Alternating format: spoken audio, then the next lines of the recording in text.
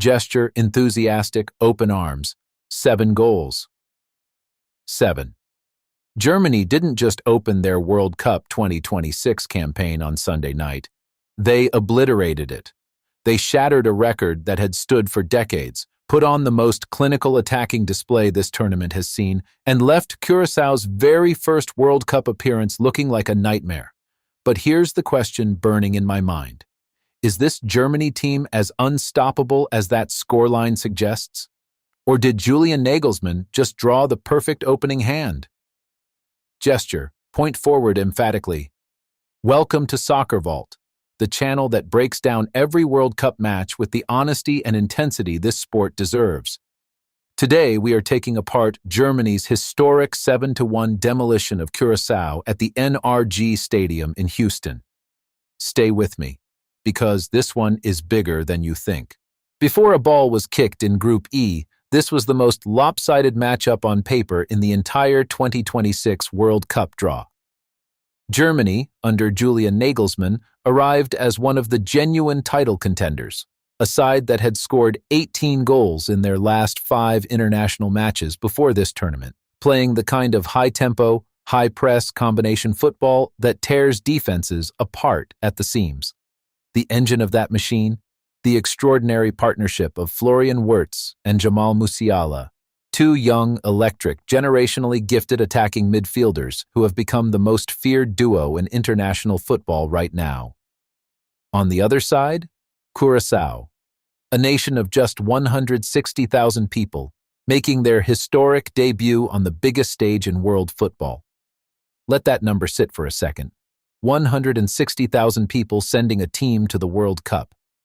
Their qualification through CONCACAF was one of the great underdog stories of the entire campaign, and their very presence here represents years of sacrifice, determination, and fierce national pride.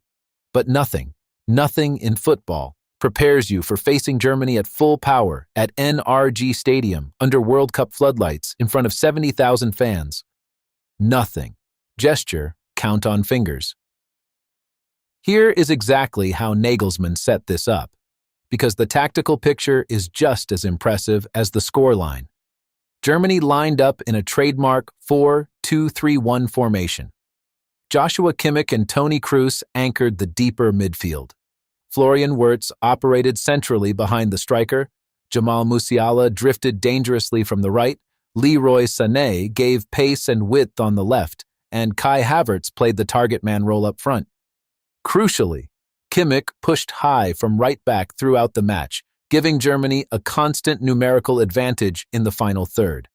At times, it looked less like a 4-2-3-1 and more like a 3-2-5 attacking force, pressing forward simultaneously. Curaçao sat in a compact, low 4-4-2, trying to protect the space in behind and hit Germany on the counter.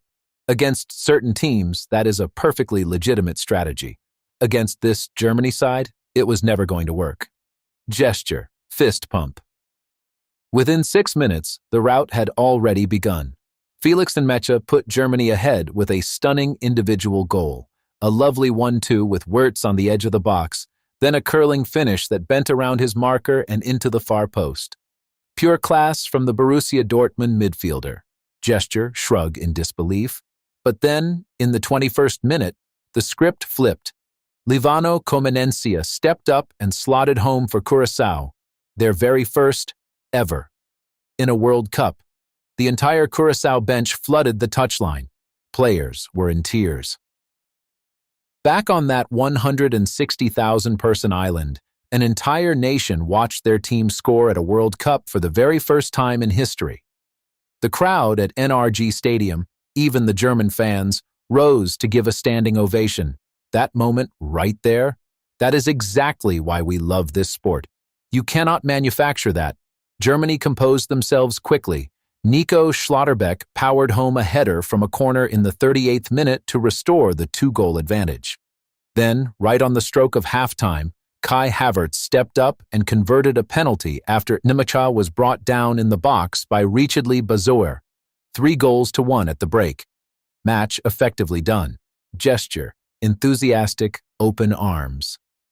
The second half was a masterclass in relentless finishing. Musiala, who had been twisting and turning Curaçao defenders inside out all afternoon, got himself on the score sheet in the 47th minute with a trademark right-footed finish struck across the goalkeeper. Then Nathaniel Brown, the 22-year-old fullback, added a stunning debut World Cup goal at 68 minutes, finishing off a sweeping team move with composure beyond his years. Deniz Undav tapped in from close range at 78 minutes to make it 6, and Havertz capped a brilliant personal display with his second of the night at 88 minutes, a header at the back post. 7-1, final, full time, gesture, fist pump. And here is where the history truly lives. With those 7 goals, Germany became the all-time top scorers in FIFA World Cup history, 239 World Cup goals in total, overtaking Brazil on 238. A record that had stood for decades, shattered in their very first group game of this tournament. Let that sink in. Gesture. Point forward emphatically. Now let's give credit where it is due, because Florian Wirtz deserves every piece of praise coming his way right now. 0 goals on the night, yes, but 3 direct contributions, endless creativity, and the vision to unlock defensive blocks with a single precise pass. He is the architect of this German team. Musiala was equally electric, constantly drifting, constantly threatening, impossible to pin down. Havertz led the line with authority, scoring twice and holding the ball up brilliantly. And Nmecha, so often the underrated figure in the conversation about this German squad, showed exactly why Nagelsmann backs him completely with that stunning opening goal.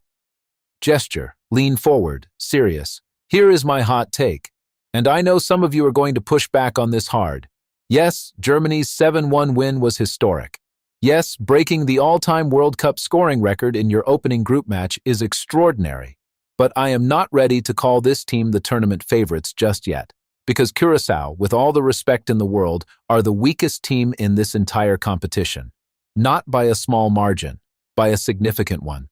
You simply cannot read Germany's true ceiling from a performance against a 160,000-person island nation playing in their very first World Cup. The real test, the match that will genuinely define whether this Germany side are a true championship contender, comes on June the 20th against Ivory Coast. A team that already showed composure and tactical intelligence that same Sunday, beating Ecuador 1-0 in the exact same group. Ivory Coast defend compactly, transition sharply, and carry genuine quality in the final third. Germany need to prove they can break down a side that actually fights back. Gesture, count on fingers. So where does Group E stand after Matchday 1? Germany lead with 3 points and a +6 goal difference. Ivory Coast joined them on 3 points, courtesy of that late Amad Diallo goal against Ecuador. Ecuador and Curaçao both sit on 0. Germany face Ivory Coast on June the 20th, and that is the fixture that will define this group. Win it, and Germany are virtually guaranteed to top Group E heading into the round of 16. Drop points, and suddenly the picture gets complicated. For Curaçao, the dream is absolutely still alive. They face Ecuador next, and a win there would be a genuine statement. They have already made history. Now they need to make a result.